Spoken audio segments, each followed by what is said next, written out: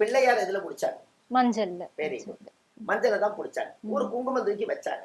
அங்கேயே என்ன ஆயிருச்சுங்க, விநாயகருக்கே ஒரு மங்களம் கிடைச்சிருச்சா இல்லைங்களா? மங்கள விநாயகர்னு பேரு முதல் வந்தது, பிரசன்ன விநாயகர்னு வந்தது, உச்சிஷ்ட மகா கணபதினு வந்தது இல்லைங்களா?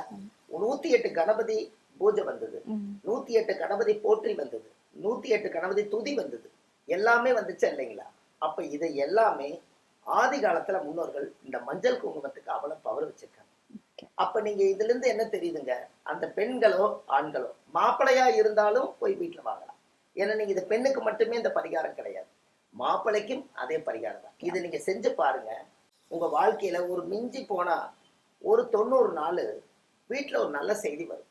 சிவன் பார்வதி கோயில கொண்டு போய் தேங்காவில் உடைச்சு பூஜை பண்ணி உன்னுடைய பிரசாதமா நான் எடுத்துட்டு போய் நான் நெத்தியில விடுறேன், நல்ல விதமா இருக்கணுங்கிறதுக்காக அந்த செய்தி அம்சத்தை ஒரு அமைப்பா வந்து அமைச்சு கொடுத்துருவாரு. அப்ப சிவன் பார்வதி கோயிலுக்கு நம்ம போகணும் இல்லைங்களா? அப்ப அந்த சிவன் பார்வதி கோயில கொண்டு போய் சேகரிச்சு முதல் தெய்வத்துக்கிட்ட ஒப்படைக்கணும். அப்ப இவங்க கொடுத்ததே சாமி கிட்ட போயிருச்சுங்களா? 12 வீட்டுல வாங்கின மஞ்சள் குங்குமமே சிவன் பார்வதியோட பாதத்துல வச்சு அவங்க பூஜிச்சு அப்புறம் தானே அவங்க நெத்தியில சந்தன குங்குமம் எல்லாமே வைக்க போறாங்க. அப்ப கொடுத்தவங்களும் நல்லா இருப்பாங்க, வாங்கினவங்களும் நல்லா இருப்பாங்க.